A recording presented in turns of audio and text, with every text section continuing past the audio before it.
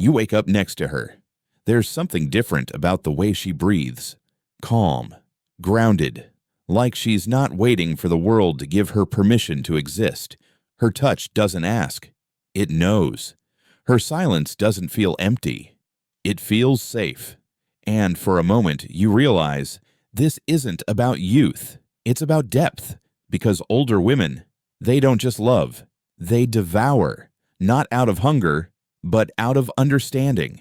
They've lived long enough to know that love isn't found in grand gestures. It's found in the quiet, in the way someone sees you when you've stopped pretending. She's been through fire. You see, intensity doesn't come from age. It comes from awareness. When a woman has walked through heartbreak, betrayal, motherhood, or solitude, she doesn't lose her desire. She refines it. Psychologists call this integration. It's when your past pain stops being a wound and becomes wisdom.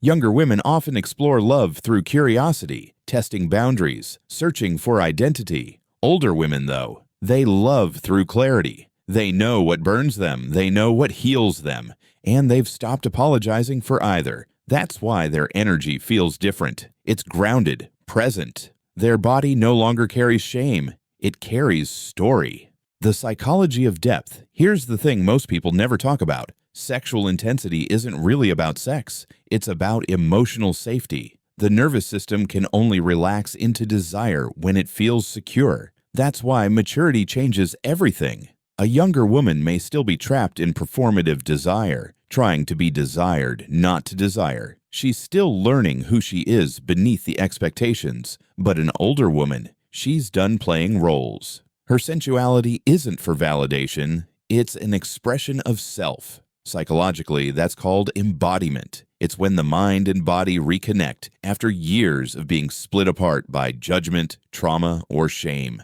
It's when a woman starts to feel safe in her own skin. And when that happens, her energy becomes magnetic, not because she's trying to be, but because she's finally home within herself. The shadow she made peace. With every woman carries a shadow, the part of her that was once told she was too much, too emotional, too demanding, too alive. Younger women often silence that shadow to fit in. Older women invite it to dance. That's what makes them intense.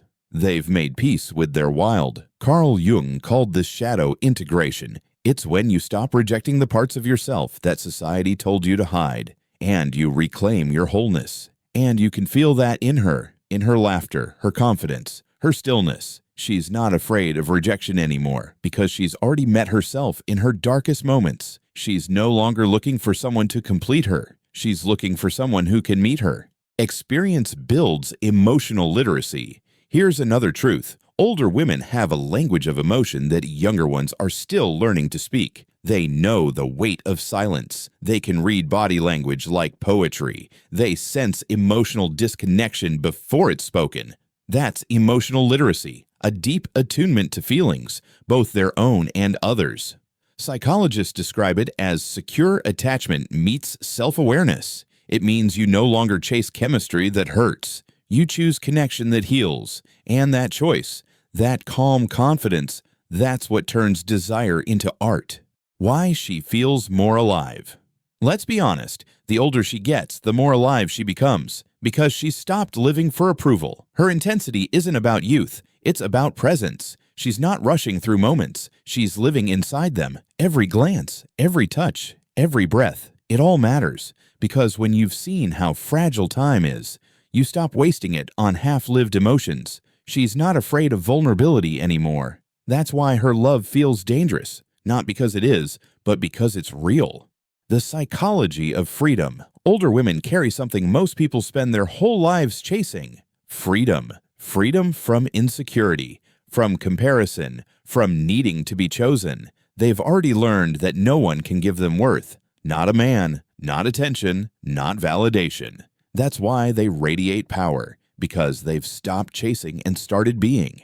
In psychology, this transformation is called self-actualization. It's the stage where you stop living for approval and start living in alignment with your truth. And when that happens, your energy changes everything around you. People can feel it. The calm confidence of someone who's not performing, not pleasing, just existing fully. The inner child and the healed woman. There's also something deeply spiritual about her intensity because she's not just an adult. She's the healed version of the little girl she once was. The girl who once felt unworthy, unseen, or too much. She's finally safe. That's inner child healing. And when that happens, joy and desire return in their purest form, unfiltered, unashamed. She doesn't need chaos to feel alive anymore. She's found peace, and that peace is passionate. The mirror moment. So when you meet her, you might feel intimidated, not because she demands too much, but because she reflects back everything you've suppressed in yourself. Her presence calls you to rise, to feel deeper, to listen closer, to show up fully. That's the gift of a woman who's done her inner work. She doesn't need your perfection. She needs your presence. And when you can match her there, in honesty, in stillness, in emotional truth, that's where intensity becomes connection.